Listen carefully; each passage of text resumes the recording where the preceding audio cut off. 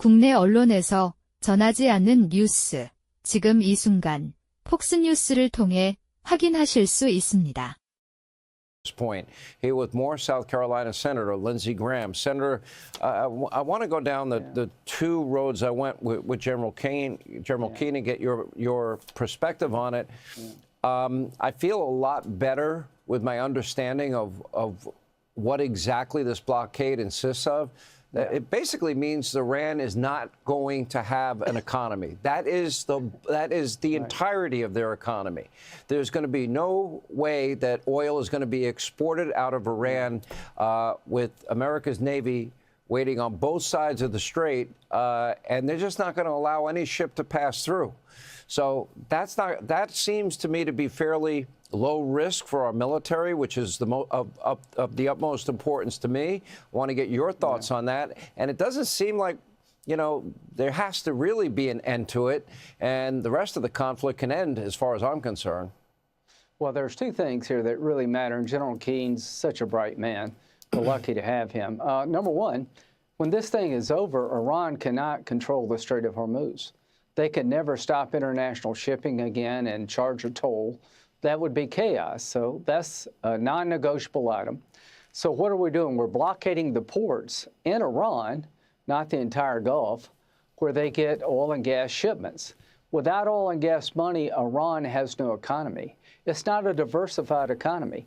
All their money comes from oil and gas sales. So if you can stop ships from going in and out of Iran with oil and gas, then you destroy their economy. How do you produce oil and gas in Iran? It's all on one island called Karg Island. The ability to make oil and gas and turn it into a commodity to sell is on a single island that if you control that island, you control their economy. There are about 1,000 pounds of highly enriched uranium in Iran that could be, as General Keane said, make a dirty bomb or 8 to 10 nuclear weapons if it went to 90. We can't end this without controlling that. We have to control the Strait of Hormuz. We have to get the 900 pounds of highly enriched uranium under our control. No moratorium on enrichment. That's not a good idea. They can enrich. Their homicidal maniacs have been trying to build a bomb. They're not supposed to have 60% uranium. How do you get that? You cheat. 20 nations have nuclear power, but they don't enrich. They get their fuel rods from other nations. We could do that for Iran. No enrichment, non-negotiable. If you give them a moratorium, they'll go right back at it. The last thing is their ballistic missile program, their support for terrorism, and their pathway to a nuclear bomb have to all be shut down. We're inside the 10-yard line. We may need to finish this thing up. How does this end? We control the straits. We control the 900 pounds of weapons, uranium, highly enriched uranium. We control their ability to wage war in the future. Then we pivot to peace. What is winning? When Iran can no longer destroy the ability of Saudi Arabia and Israel to make peace. The biggest change in 2,000 years would be Saudi Arabia recognizing the Jewish state, the center of Islam recognizing the one and only Jewish state, making peace with Israel. They tried that before, and Iran stopped it through the October 7th attack through their proxy Hamas. Put Iran in a box, pivot to peace, and by the end of this year, I think we can have a peace deal between Saudi Arabia and Israel that will change the Mideast forever. Stock market will go up, oil prices will go down, and it will be a sea change in the way the Mideast operates. One condition, Iran has to be put in a box and kept in a box to make that happen. That's my end state, peace with Saudi Arabia and Israel through containing the regime, and over time it will fail. It will fall, but regime change is not the goal for the moment. How long will it take that it is so painful economically for Iran that they realize that they're either going to lose Karg Island and any ability to have an economy, and in the end they'll lose their nuclear material? How long is that going to take? Well, these are kamikazes in a way. How do you deal with a kamikaze? You don't talk to them. You make sure they don't get in the plane and hit the aircraft carrier.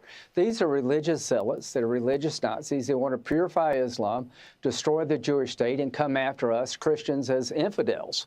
That's why they're organized. That's their reason for living. The reason for living is to die. They want to die a martyr's death. They want to bring back the missing Mahdi, the 12th Imam, who will come back and save the world, in their view, only with chaos. So their whole regime is designed to bring about the end times under the Shia religion, where this guy's been missing for 1,000 years, comes back. You know, he's sort of their Messiah, and they take over the world.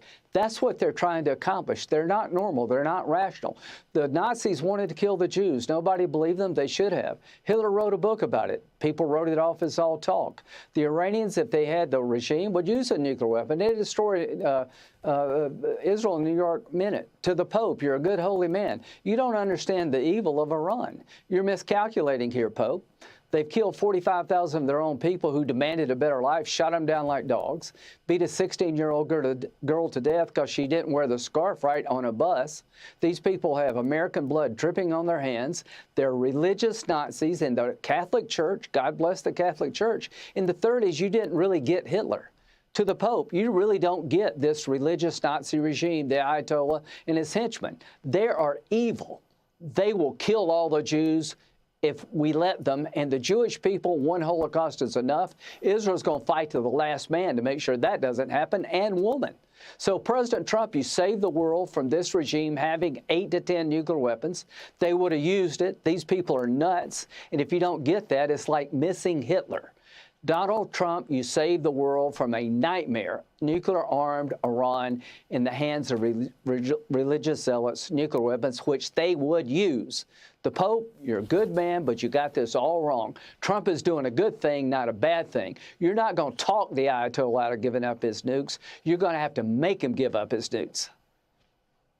It seems to me that if President Trump wants to end this quickly, he would have the ability to take away any possibility they can ever make money in the near future. Absolutely. So their destiny's in their hands. They haven't made very good decisions up to this point.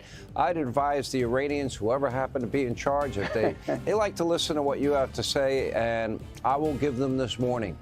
You don't have very long. It's about to all come to a crashing end.